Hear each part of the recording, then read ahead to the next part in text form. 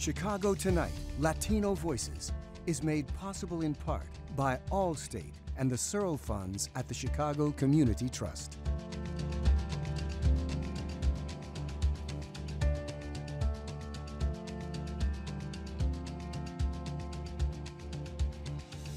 Good evening y bienvenidos to Chicago Tonight, Latino Voices. I'm Joanna Hernandez. Thank you for sharing part of your weekend with us. On this holiday edition of the program, we share some recent stories of interest and importance. Learn about a federal program that seeks to help struggling households afford broadband internet access. We introduce you to a first-generation Mexican-American woman who fights fire with fire. See how one local organization is on a mission to conserve thousands of monarch butterflies. A Chicago artist revels in Latin Americans' love for baseball with a tribute to Jose Abreu. If we don't do something about it, it's going to be done to us. And I would rather go out with a fight than sit here and allow something to happen to me. And two Humboldt Park natives give la última palabra on why they say supporting small businesses saves communities.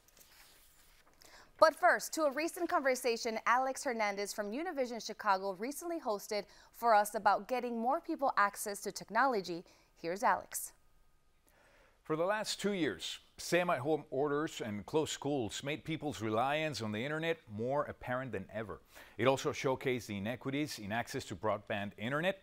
According to 2020 census data, 17% of Illinois households do not have broadband access, cutting them off from things like paying the bills, accessing educational resources, and applying for jobs.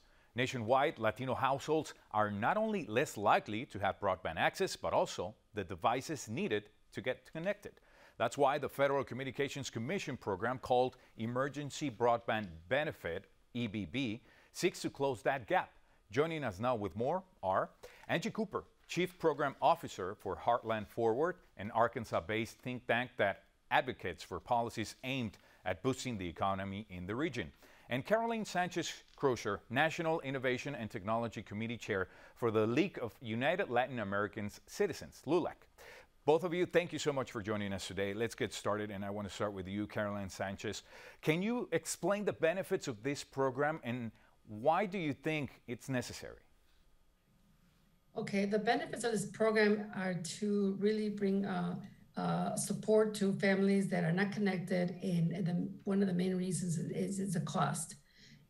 So this benefit will help them address the cost issues, and that's a first in addressing the digital divide.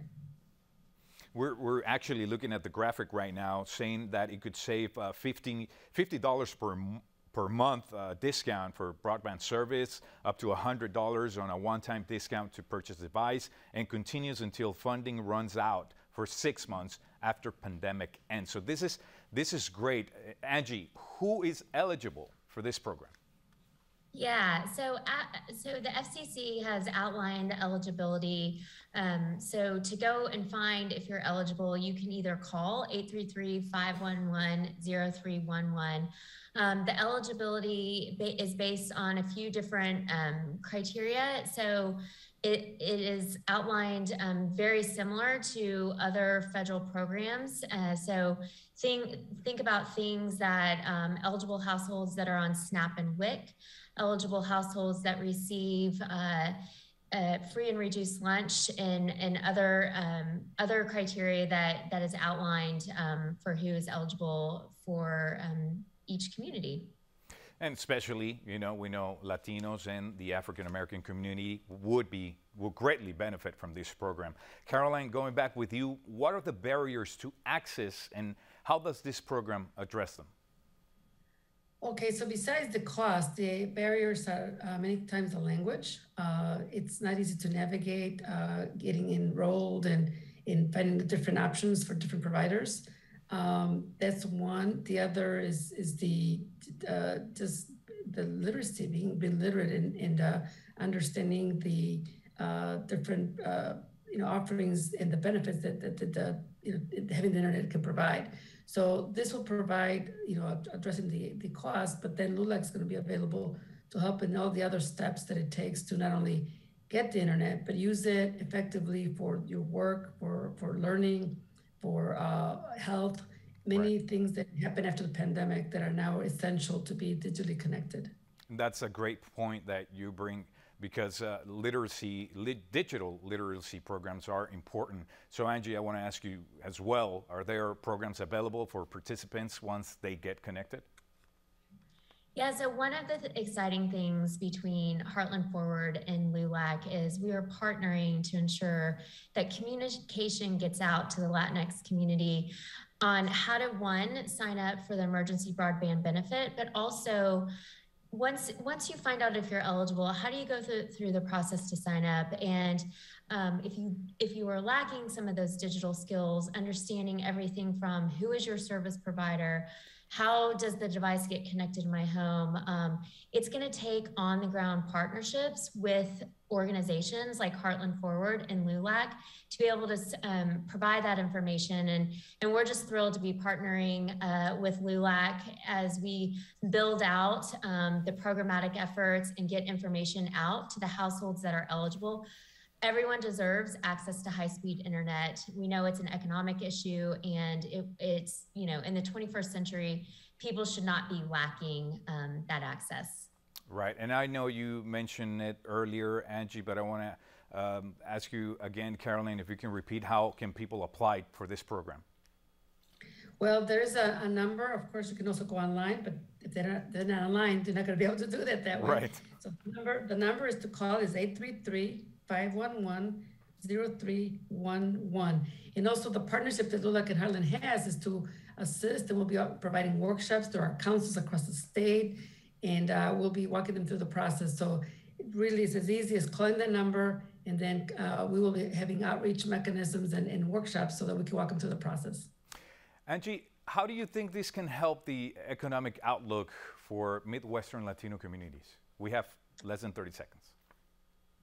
Yeah, this is an economic issue. It impacts how you search for a job, train for a job, do a job. It impacts healthcare, education, and truly the overall economic success of our community. So again, we're thrilled to be partnering with LULAC and look forward to staying connected and making sure households that are eligible get signed up for EBB. Great. Well, thank you, both of you, and let's hope more and more people get this great benefit and get connected. Thank you both. Thank you. Thank you. Back with more Chicago Tonight, Latino Voices, right after this.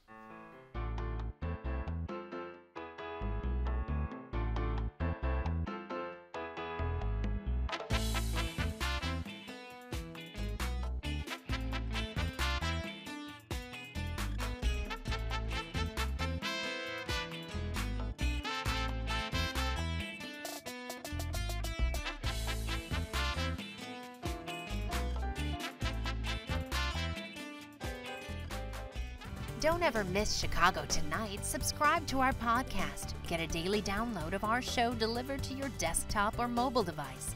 Go to WTTW.com/Chicago Tonight Podcast and subscribe. Up next, Marissa Parra from CBS 2 News in a conversation she hosted for us with the Latina with the fascinating job. Here's Marissa. Across the country's west and upper Midwest regions, wildfires have become alarmingly more common. But rather than fire suppression, controlled fires, also known as prescribed burns, can help keep wildfires from spreading out of control and actually create more resilient, healthier forests. Joining us now with more is Ruth Campos, a burn crew member for the Southern Illinois Interagency Habitat and fuels crew with the Nature Conservancy. It uses controlled burns to restore life to landscapes. In the last year, she has traveled to Minnesota and California to help battle wildfires, and she wants more women, especially women of color, to join her. Ruth, thank you so much for joining us. I'm so interested in what you do. What you do is primarily work with prescribed fires, and that's such an interesting concept because I feel like so many people think of destruction when they think of fires, and this actually creates health. So can you tell us what that is and why it's actually necessary? Hi, yes. Thank you for that introduction, and thank you so much for the opportunity to speak about prescribed fires. Just like you said in your introduction, prescribed fire is the controlled application of fire on the ground by fire experts under what we call a prescription So a set of points that we've predetermined, like certain weather conditions, to restore the management of ecological forest. And so prescribed fire is just a tool that has been used for a long time by Native and Indigenous people. And we are bringing it back because it is really important. So we see a lot of news about wildfires in California, and we're seeing some spectacular photos of you doing what you do right now, by the way. But we do know that wildfires don't only happen in California. Can you tell us a little bit about where you've been working the last year? Yeah, so this year was very unique because we, I'm sure in the Chicago area, you saw a lot of smoke. We had those very bad smoke days, and specifically here in the Midwest, close to home, I spent some time in Minnesota. I mean, we have forests here in Illinois, we have forests all over the country, and some are more susceptible to burning, whether it's because of the temperature or because of the terrain, what kind of trees there are. And so Minnesota sees fire, but because of a drought, they saw a lot more fire this year. Now, we know conservation work tends to be white male dominated. What drew you to this work, and what is it like as a first-generation Mexican-American woman to work in these spaces? What drew me in was wanting to spend more time outdoors. I didn't, when I first started doing conservation work a couple years ago as a trail crew member, I didn't think I was gonna be doing it for a long time. However, there is such a great sense of community, especially the fire community is great. And all the women in fire that I've had the opportunity to work with have just made me feel like this is a space for me and made me feel like I can be here and it's important for me to be here. And like you said, there's not much diversity when it comes to women, and especially people of color and non-white women. So I think it's important to have more diversity. We have very dynamic and unique jobs when it comes to fire, whether it's prescribed fire or fire suppression. It is not just getting a tool and putting that fire out. We actually have a lot of different problem solving, community building, team building. And so we need a diverse group of people to solve those difficult and dynamic problems. And it sounds like you are actually a part of the team that extends a helping hand to young women. You're a mentor for the Women in Fire program. What do you do as a mentor? And you already told us a little bit why that is so important. Yes, so here down in Southern Illinois in the Shawnee National Forest, we have a program with the Nature Conservancy and the Forest Service that hire yearly 2 women who are fellows. So it's a Women in Fire Fellowship program. Originally, I guess the role of the mentor became kind of an organic role. And it sort of happened just because I was a woman in fire. And it was just such a great opportunity to be with the 2 fellows who are recent graduates from SIU, to just be able to teach them everything that I've learned from other people. And yeah, pass on that knowledge and hopefully have them stay around as well and help teach the next generation of fellows. Our final question to you. What would you say to young Latinas who might be listening, who might be watching, who might be interested in doing what you do? Come do it. Contact me, I'll help you. Yeah, it's such a beautiful work, and it's beautiful and it's unique. And I think there's a lot of different barriers for us. Maybe it's our family, like our friends that are like, what are you doing? Why are you doing that? It's a lot of hiking and camping and at times, you know, very much physical, intensive work. But we need diverse people, and it is fun and it's worth it. And yeah, we just need more of us. Well, first of all, stay safe out there.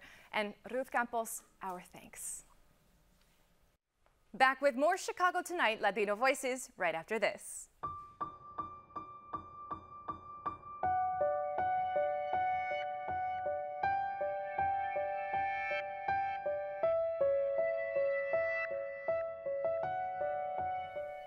Every year, millions of monarch butterflies from across the U.S. migrate to Mexico for the winter. In September, I visited an organization in Little Village that has raised thousands of monarchs for its annual butterfly release. What's the milkweed used for? For butterflies, so they can lay their eggs in there. 30-year-old Belen Chavez can tell you everything you need to know about the life cycle of monarch butterflies. They lay 100 eggs in 1 week. When you see the eggs, you're supposed to grab them because spiders, birds, they eat them, the eggs or the caterpillars. Yeah, they put them in here on the bottom or in the seeds. Chavez has been attending El Valor for the last 7 years, a nonprofit organization that offers dozens of programs and resources for adults and kids with disabilities. Belen's father tells us her daughter's journey hasn't been easy, as she suffers from bad seizures and memory loss. Ya no tan frecuente, pero sí le sigue yendo. Tuvo una cirugía en el cerebro y gracias a eso se le cortaron muchas las convulsiones. Getting ready to fly? Yeah. Want to take it out? Eugenio Chavez says programs like the butterfly release have helped his daughter grow and find a passion for nurturing animals. It's getting ready? Yeah. Mucho, inclusive ahorita tiene como unas 15 capullos en la casa, que para la semana que entra ya son mariposas y las suelta. El Valor has been partnering with the U.S. Forest Service to conserve monarch butterflies for 15 years. It does so many things. First, it's obviously educational and STEAM-based. But secondly, it represents migration, and so many members of our community, especially during these challenging years that we've had, are from different places, and bringing them all together and representing this freedom and migration and the importance of that just speaks to the heart and soul of El Valor. From the youngest participants to adults, everyone learns how to take care of this delicate and beautiful species. Children raise them, they find the eggs out in the environment, so they're getting to explore nature, which is hard in the city, and especially in these times, to get outside and really just be free and enjoy it. Friends Vincent and Ivan are two of thousands of participants who've been taking care of 150 monarchs this year. They get a close look as caterpillars grow into butterflies and burst out of their cocoons to travel south for the winter. We give them food, we let them go out to fly to Mexico. The monarch butterflies journey is a long one, but they're expected to reach Michoacan, Mexico in November. Did you try to name some butterflies? Yeah, I do. What did you name it? Ruby. Once the wings are strong enough, the students have to say goodbye to their monarchs and hope they come back to Chicago next year. Well, the wings they're starting to open and close. Belen Chavez is now teaching others the importance of taking care of these fragile butterflies. It's right there. Is it right in my hair? Is it silly? Oh, it's funny. Right on your head. It seemed like I had a butterfly earring. Now, the monarch butterflies have been arriving at their destination in Mexico this month. Seems very beautiful. Now, the face of America's pastime has become increasingly Latino over the past few decades, as Major League Baseball has stepped up its recruitment from Caribbean and South and Central American countries. The result has been a deep intertwining of cultures. This year, the White Sox asked 3 Chicago artists to create murals inspired by the White Sox that celebrate diversity in baseball. Here's producer Erica Gunderson with a look at the mural created by artist Ascend that pays tribute to Jose Abreu's journey from the streets of Cienfuegos to first base at Sox Park. I think what was important to me was to show the story from beginning to where it's now. So showing Cuba, showing where he was born, that's actually, a street, an interpretation of a street in Cienfuegos, where he's from. In this mural by Chicago artist Ascend, a larger-than-life Jose Abreu swings his mighty bat under the Cienfuegos streetlights of his childhood. I love his hustle, I love his commitment, his laser focus, and I love his humbleness. He comes from humble beginnings. I wanted to show the housing, the cars, just everything that surrounded him as a child, because that's what really molded him to be here. Ascend's dreamlike rendering is one of 3 murals commissioned by the White Sox as part of their Game Changers series. The series throws a spotlight on the contributions of underrepresented communities. The mural was unveiled at Guaranteed Rate Field in September and has been on display there since then. We wanted to create a series, a way to really use our platform to celebrate those voices and creativity. Diversity is part of the White Sox history. Minnie Minoso was Mr. White Sox here. He was synonymous with the White Sox brand, and he was a native to Cuba.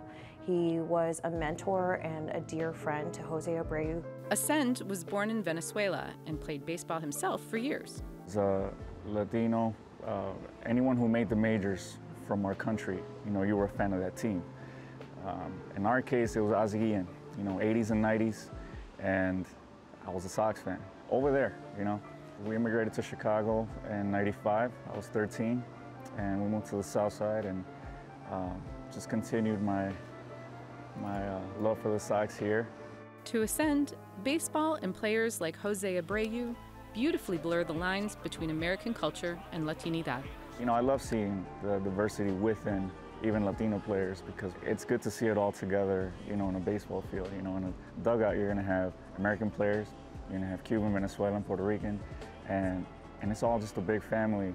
It's a part of culture, especially for Latin Americans. For us, it's something that we do as kids, and we take into adults. And we share games with our family. We share, baseball is more than just a game. For Chicago Tonight Latino Voices, this is Erica Gunderson. The White Sox say they plan to use the murals to raise money for local nonprofits that support the Game Changes mission. The forces of gentrification can make people being priced out of their neighborhoods feel powerless. But the founders of Lolitas Bodega and Humboldt Park say residents have more power than they think, and it's in their pockets. This summer, we met Brianna Ramirez-Smith and Marisa Diaz Arce for La Última Palabra on what they say everyone can do to invest in their communities. Yeah, all right, let's go. All right. Hi, I'm Brianna Ramirez-Smith. I'm Marisa Diaz Arce. And we are? Lolita, no, that doesn't work. And together we are? Lolita Productions.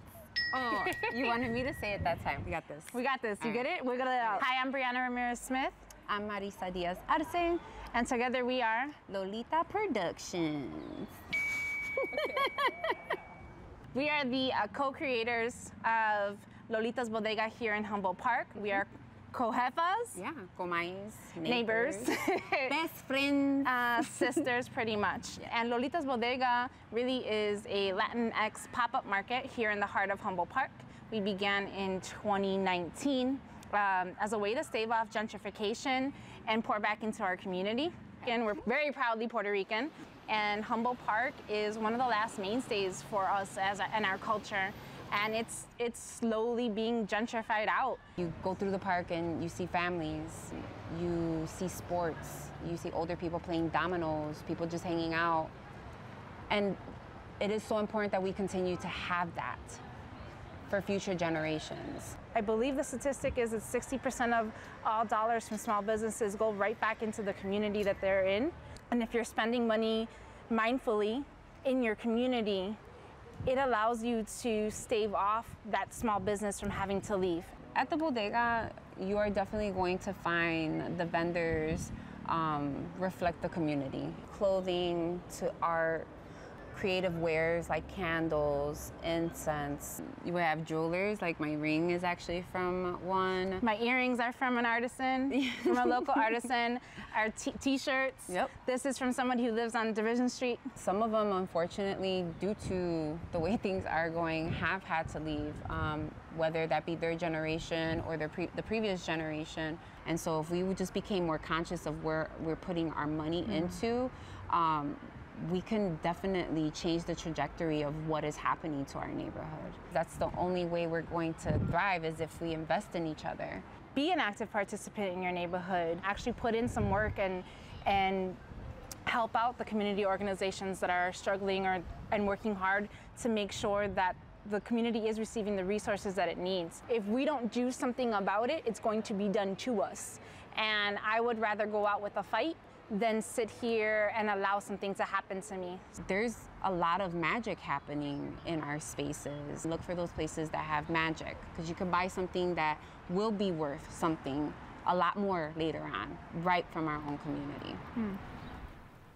How awesome is that? You can watch more from our La Última Palabra series on our website. And that's our show for this weekend. Be sure to check out our website, WTTW.com/news, for the very latest from WTTW News. And if you're watching us on Saturday night, know that you can also catch Latino Voices and Black Voices on Sundays beginning at 10 p.m. Now, from all of us here at Chicago Tonight, Latino Voices, I'm Joanna Hernandez. Thank you for sharing part of your weekend with us. Stay healthy, stay safe. Buenas noches.